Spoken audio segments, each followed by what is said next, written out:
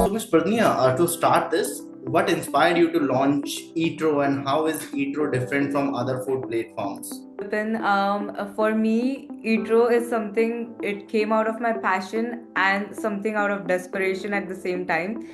I was in college in my third year. I started having food disorder and I started looking and searching for food that could feel my soul up, and I was trying to figure out like what could actually like help me process through all this dorm life and make sure that I'm getting actual nutrition instead of just eating pasta and pizza from cafeteria. And that's when I started looking up and understood that there were so many chefs on the Facebook marketplace, and I started ordering food from them. But pretty quickly I realized that there were so many scenarios where my labs used to run late until 12 a.m., 1 a.m. I was an engineering student, and that's when I started realizing that there is a niche that hasn't been tapped into, and that's when I was like, okay, we should give it a try and see like how people react to it, respond to this kind of service if provided in the market. And that's when we launched our pilot phase, and we got a very good response. And after looking at the traction, that's when we were like, okay, it's time to actually develop the app and launch it officially into the public. But That, yeah, that's about it. that's great. And now, since you're about to launch and you are about to host an event in which you are inviting home chefs as well, so what message do you have for home chefs who wants to join the Eatro family? For home chefs, I only have one thing to say. You can thrive from your own kitchens. You can make your own own domain. You can make your own business. You can make lots of money. You don't have to spend money on signing up for the ghost kitchens. You don't have to sign up for restaurants. You don't have to like put in that much investment. But you can try it out. You can see how your skills are working out. You can reach out to a lot of people. You can share your recipes from generations to generations, and make sure that people are getting that quality of food, people are happy getting that food, and actually enjoy that whole transaction process or actual experience that users want to have from through our platform Eatro. And all I want to say is all they have to do is just sign up on the platform. We are taking care of 50% of their licensing fees, and they are all set to go. We are all making sure that kitchens are inspected, they are all certified, and they shouldn't have any issues with legal or lawyer. And literally all they have to do is sell food, what they are good at. We are taking care of logistics, we are taking care of packaging, and what customer needs, that's customer experience, that's what we are responsible for. So all they have to do is cook, that's it. Pradnya, there is one very innovative segment in food delivery that is currently booming in India, cloud kitchen. So people or women or men who are interested in cooking are starting food delivery from almost everywhere or anywhere, from their own flat, from their own dorm or hostel. So how do you think this can be adopted in USA and revolutionize food deliveries? In US, currently the market is very saturated towards Uber Eats and DoorDash. That means it's completely restaurant oriented. People like from what I have read and from what research I have done, 61% of Americans want to focus on healthier meals or want something nearly home cooked, and that's very segment that is missing because a lot of services provide ingredients, or a lot of services provide ready to eat meals that are that you have to microwave. It's 2 to 3 minutes, but again it doesn't offer variety, it doesn't offer the taste you're looking for. So the major problem is that, and what people are looking for is something that could be delivered fresh to their doorstep, something that is very close to what they tasted at their home from their grandmas, from the different countries they have traveled all over the world. And that's exactly what we are offering, the authentic meal, authentic experience. We do not want to compromise on quality at all. And regarding the like you mentioned, for the ghost kitchens, for restaurants, it's very different, I would say, from compared to India, because ghost kitchens in US operate just like restaurants, so it's very like hard to differentiate the niche of what people are looking for. But what we are trying to do is make sure that they're not exactly scaling on the basis of restaurant. Like they don't want to mass produce anything, not like a commercial kitchen, but more like something that is personal, something that could connect with customer, and that's what we are focused on, and that's what we are offering our customers. And yeah, That's great. Wonderful. Plus, Padnia, so how did the idea came to your mind to launch this event that you are currently planning? And what are you expecting out of it? for the launch event, honestly, I just want to have this community event where people who are going to place orders know whom they are placing orders from, because when you know the why of something, how follows itself. And why from the chefs, like why chefs want to cook on this platform, is very important to for customers to be conveyed, and that's what I'm focusing on currently, and that's what I want this event to happen for. Is users can directly interact with chefs and they understand why they are cooking this food on this platform particularly. And I am super excited for this, and this is where I want to have the community bond where people trust chefs from whom they are getting food, what quality of food they are getting, and how the chefs are going to be certified. They should know the process, and I understand this is completely different platform from what a US has to offer as of now, and I want to make sure this is transparent. I want to make sure people trust us, believe us, and place orders from us, because we want to have the authentic experience for them. Wonderful, that's great. And I have recently noticed that since we have spoke previously as well, one part or one very important trait of any modern or new age entrepreneur is connecting with the people. The new age entrepreneurs, the startup founders are more people centric, right? So, as a new age entrepreneur, what's your favorite part of connecting people with food? Honestly speaking, a lot of things that I have seen so far is just okay. When I was in college, people were like, "Oh, the delivery fees are so expensive. I cannot afford to order from this." But they want to place, they want healthier meals, so they started placing orders from competitors, the indirect competitors like HelloFresh or a Factor. They provide either frozen meals or they provide ingredients. But in this whole process, what I enjoyed the most is telling them that, hey, like, you're not gonna get ingredients, you don't have to cook, you don't have to heat up.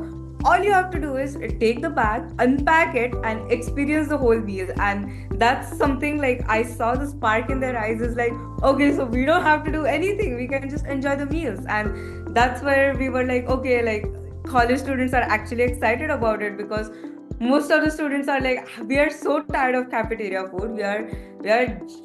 We don't want to like have ingredients coming to our house every week, because we don't even pick it up from our doorstep. And that's when we were like, okay, it's time that we change this process. It's time where they enjoy this food process, like where they don't miss home. I know they're way away from their parents, they're away miles and miles. Some are international students, some are away from, like they are from different states, and they just want to enjoy their cuisine, and that's what they're getting here, and that's what they were excited about. They're willing to pay the price, they're willing to take this experience, and that's what we experienced in our pilot phase as well.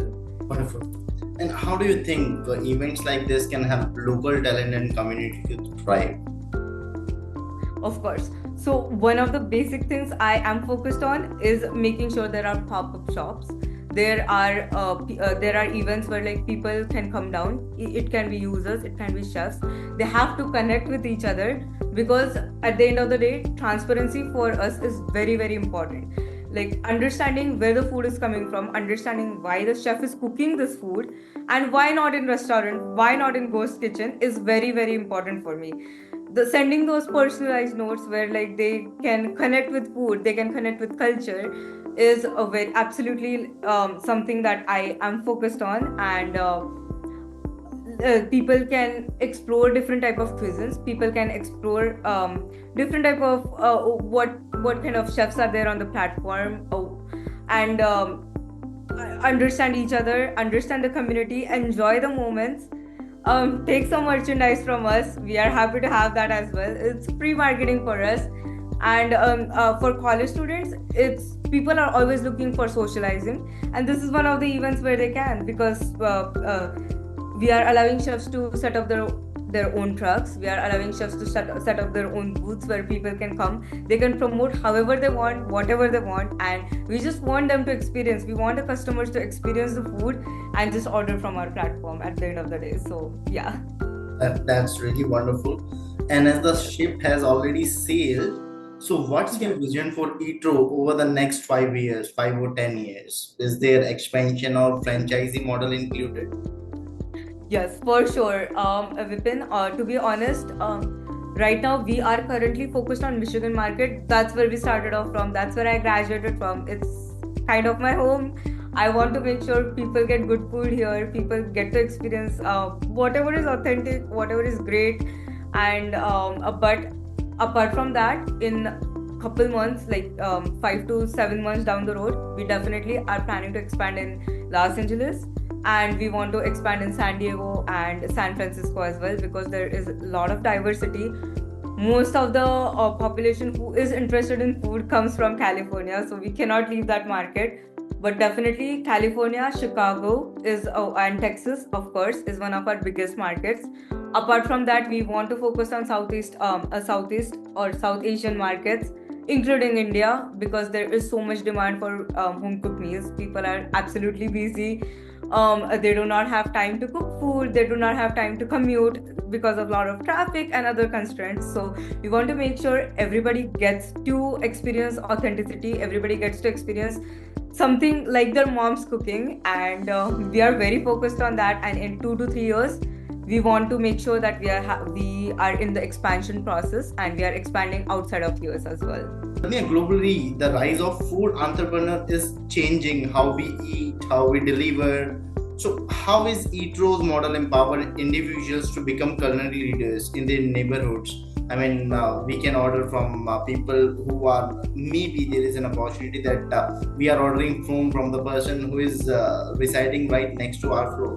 That's exactly the point, right, Vipin? It's all about community, and that's exactly what we are trying to do here. It's people have been ordering from restaurants for years now, but nobody wanted to see if there is something that has been cooked authentically or with love from neighborhood. But the thing with Eatro is people are willing to hop on the platform. People are willing to cook with love, with care, and that's exactly what we are delivering. And uh,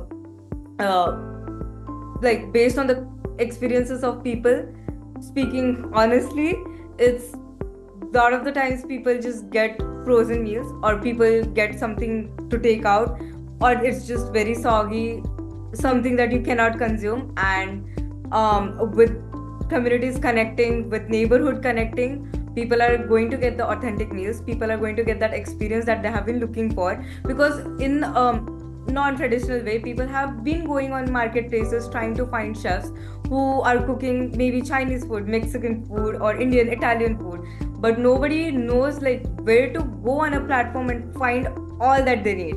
And that's exactly what we are providing on one tap for them, and that's our focus, and we are super excited about it. That's great. And now, one very last thing. So, Yeah. personally, what's your favorite cuisine? Honestly speaking, unbiased opinion, I love Indian and Italian. It's pretty similar. With Indian food, I love it. Obviously, anything I get from Indian cuisine, I'm unbiasedly just there to eat it. But apart from that, Italian cuisine, I love it. Like when I eat their Alfredo pasta, I'm just like, okay, this is amazing. But I need authentic food, and it's very hard to find. I have went to thousands of restaurants, but maybe three or four were the in Vegas or California where I found like actual authentic Italian food. And that's when I realized is like, if I want to have authentic food in Michigan, what am I gonna do? What am I supposed to do? I cannot go to Olive Gardens. And that's when I am like, okay, I need some authentic Italian chefs on the platform who can cook great food and people can experience that. And yeah, I'm actually excited to place order from them as well. Wonderful. So, on Eatro, what is the are you onboarding different chefs from different countries? Like, what are the different cuisines that would be available on Eatro? Right now, Vipin, there are 30 people who have signed up as chefs. There are a bunch of Mexican people, Chinese people, Indian people, Italian chefs, and a lot of African chefs, and some of them are American comfort food or Korean comfort food. That's where like our majority of population is inclined towards. And when I did a little bit of study about the how people are placing orders in this area and what they're looking for, Korean, Indian, Asian cuisine in general, or American comfort food, Chinese food was something that popped out on top, including the Mediterranean food, and that's what we are focusing on right now. But we do definitely want to increase our visibility, our network of chefs to more cuisines so that people can like taste it, people can experience it and enjoy that food. Wonderful. Great. Yes. Okay, so Miss Pradni, and that will be it